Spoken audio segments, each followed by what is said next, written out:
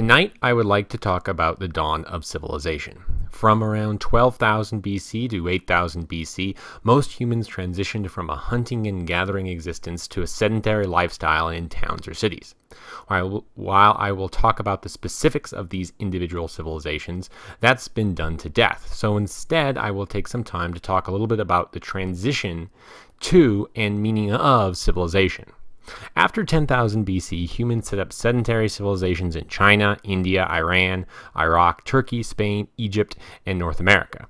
The catalyst for this was the invention of agriculture and the perpetuation of fire. No one knows how humans mastered agriculture, but the general consensus is that it was by accident. This consensus is wrong. The invention of agriculture represented a quantum leap forward in human technology. History is full of these leaps, and they have never exactly been random. Indeed, every time humanity has broken through to a new age of technology, it has done so on the heels of the inventions and thoughts of great inventors or a series of great inventors. Truly special humans have always been born and have always existed. So it is rather arrogant for us to think that these kind of genius inventors didn't exist 10,000 years ago in places like and Sumer, just as they exist today in Washington or London. Of course, it could have been ancient aliens, even though we have no evidence of this, and it's rather arrogant for us to assume that an alien race would fly all this way, teach us civilization, and then simply leave without giving us any trace that they existed. I mean, what, are they doing us a favor?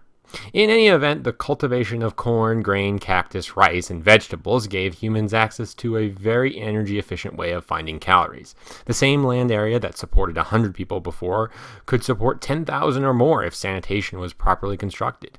Agriculture allowed for drastically larger populations to live together in a small area. What these people came up with was civilization. The reason I say these people came up with was that no one forced them to come up with civilization. The human mind is a vast and complicated thing, and there are any number of alternate societies that could have been developed. The primary difference between the fledgling civilizations and the nomadic cultures beforehand was a comparative exchange of personal liberty and accountability for relative affluence. City dwellers no longer had to hunt and forage for food, as agricultural surpluses allowed the search for food to go no further than the local market. Shelter was easier to come by, and water could be more regularly drawn. Cities and towns were almost totally secure from wild animals or weather, except flooding. Living in larger communities that traded regularly also made finding a spouse easier and added a degree of marital choice. While marriages were still strictly controlled, the mere fact of being in a city or town gave a greater chance that people could actually fall in love as opposed to marry for the mere procreation of the species. In exchange for this, people gave up a quintessential amount of personal liberty. Living inside a city and in a town meant that people had to abide by numerous cultural, social, religious, and political rules that functioned outside their own ability to construct or enforce those rules. These new civilizations dictated when you could eat, who you could marry, and often which gods you could worship. Moreover, to live in civilizations, people had to make themselves available for civic or military service in a way that was never really needed in the nomadic cultures beforehand. This could theoretically benefit that person, but more often than not, military service hurt the person serving, as it was often in the prosecution of the conquest of a king or a duke that someone was forced to die on a bronze or stone spear. Of course, it was the citizens living in these civilizations that validated these social norms and in the end allowed these social and civilization rules to function, which of course brings up the chicken and egg philosophical paradox of who invents civilization, the civilization or the people living in the civilization. Another notable difference in how civilization differed was how civilization altered the performance needed for survival. Alone on the steppe, hunting skittish herds of game animals was a hard learning curve. If you were a good hunter or scavenger, you lived, and if you were a bad hunter or scavenger, you died. By contrast, the surplus of civilization allowed for the feasibility of functional incompetence. Skill didn't matter as much as someone with food or money being willing to compensate a worker or simply give another person food or money for their time. Indeed, as long as someone was willing willing to pay you, people could thrive regardless of skill, intelligence, or hard work.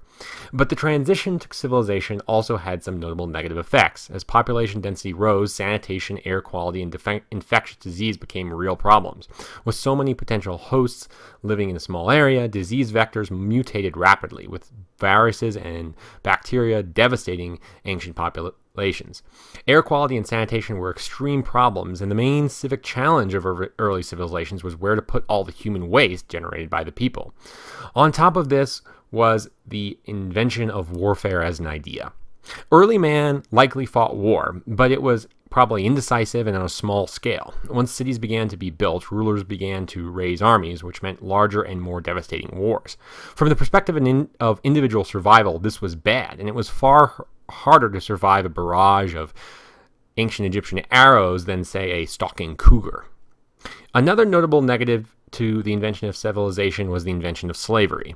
The first slaves the world over were likely nomadic tribes who sought refuge in the first cities and as indentured servants.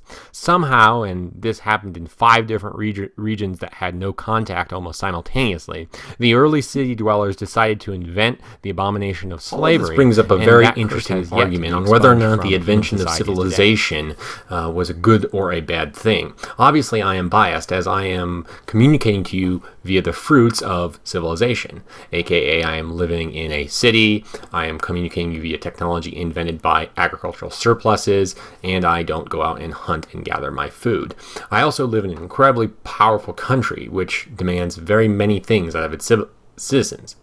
People from Taoist monks to Thoreau have trumpeted the value of a simpler life away from the oppression innate to civilization. However, it is often ignored that there is a natural oppression to the untamable wilds that actually exist outside of civilization. It's an interesting question, and indeed, the early humans that we will talk about in the next episode answered it resoundingly that civilization was better. For the next 4,000 years, you will see that the primary grind of human civilization was nomadic and semi-pastoral groups desperately trying to get into civilization, or at the least desperately trying to sack civilization so they could take back those advances to their own cultures. Thank you, and God bless.